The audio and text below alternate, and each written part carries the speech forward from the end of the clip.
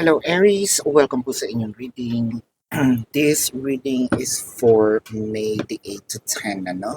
So Aries, para po sa mga bago, don't forget to click the subscribe button, smash the like button, and comment below kung kayo po ay nakaka-resonate and hit the notification bell.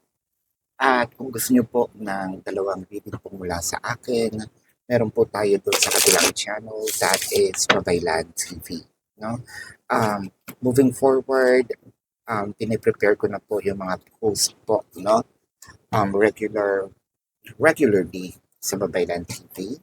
Nagla-live din po tayo doon. Doon ako madalas nagla-live. So, kung gusto niyo sumali, you're very much welcome. Ano po? So, para po sa mga gustong magtanong at hindi naman nakaka champo, no, doon sa ating live sessions, dito po sa comment section, might as well, no, magtanong na rin kayo as long as the question is answerable by yes or no po, no? I want you to know, Aries, that this is a general reading. So you may resonate with the entire reading or you may resonate with some bits and pieces of the reading. Take what's only yours, no? So, kuha lang tayo ng mga cards pa. Ayan, Aries for July. July the 8th to 10. Coming to the edge, blessed. No second chances or grave game over. So it felt like Aries, nakawala na tayo sa isang bagay na sabihin natin ayaw natin ma-experience. Whether it is yung tao, yung pangyayari, whether it is sabihin natin uh, event sa buhay natin. Ano? Kasi nakikita ko nagkaroon na ng itong person natin no, na parang sinabi niya, hindi ko na uulitin. Kung ano man yung pre-promise niya, whether sa kanya or sa iyo, kung nag-promise siya sa kanyang sarili, dito yung hindi na ako aalis, hindi na ako mangingibang bahay, hindi na ako, makikisali, no, sa mga inuman, no, kung hindi naman talaga kailangan, no, kung wala naman talagang event, no, kasi parang feeling ko mas binibigyan nila ng pansin ang um, itong friendship, no, kesa sa iyo. Um, Hindi lang masyadong vocal, no, si person sa mga bagay na gusto niyang gawin, no? Kasi para kay person is action speaks louder than words, no? Meron kang mga hiningi, request, it could also be prayers, no? Um, I think that you also did whatever it is that you can, no, para um, mapagbago si person.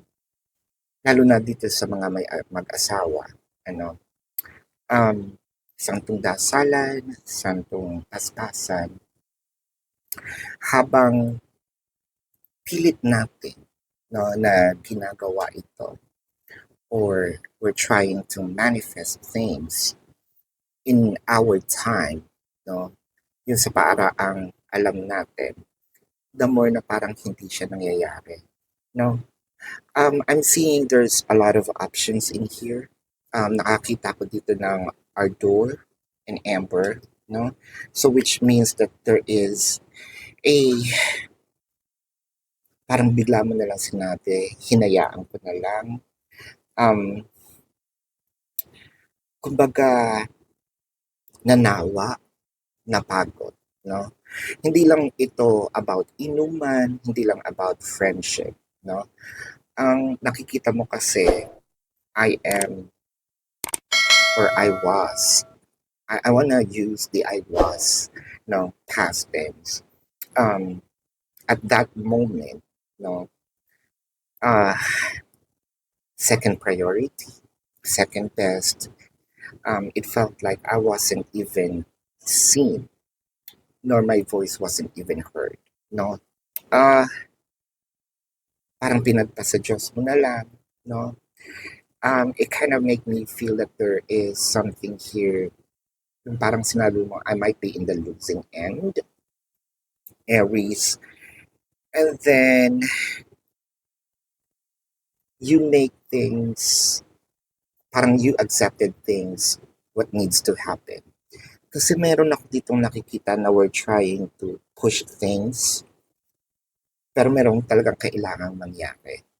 It's either the separation, whether it is physical or energetic, or itong sinasabi natin na um, let the person be. Kapag nagkamali siya, pwede mong sabihin sa kanya na, yeah, yan yung sinasabi ko sa'yo.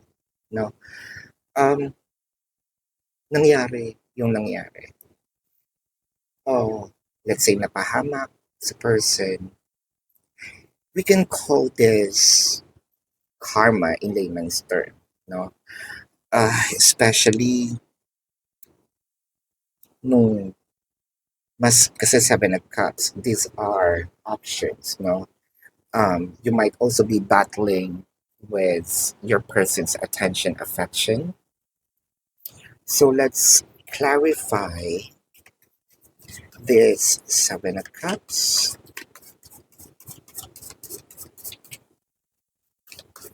Clarification for the Seven of Cups is the Queen of Swords and the Four of Pentacles. Ako pati yung galit mo, inano mo na, ah, pinigil mo na rin. Kasi wala nang sense eh, no? Wala nang sense kung magagalit pa ako. Wala na rin sense kung magmamakaawa ako, no? It felt like to me, ito na yung sinasabi na, bahala na si Batman. I am focusing on myself. Bahala ka sa buhay mo, no? Basta ako, I am focusing on things that makes me somehow improved, no? Ha, I think meron ditong gustong sabihin si person. Nagsisi siya with the King of Pentacles, no? Uh, what I am seeing in here is parang this person is going to try to win you back, trying to win your trust back. Kasi parang sinabi mo, naramdaman niya, no? Whether it is sumiwalay ka or pinaramdam mo sa kanya wala na akong pakialam. Dined man na kita, no? Magsuka ka dyan, tumambling ka, I don't care anymore. That's actually very Aries trait, no? Um, yung iba sa inyo probably I'm just staying in the relationship for the sake of ayaw kong makipag-break. Ayaw kong manggaling sa akin, no?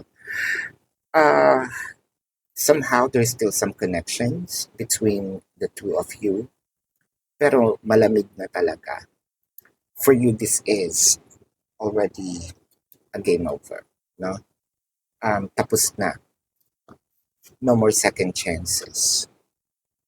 And that is probably in your thought, no? Itong mga wishes, prayers, yung mga demands gusto mong mangyari.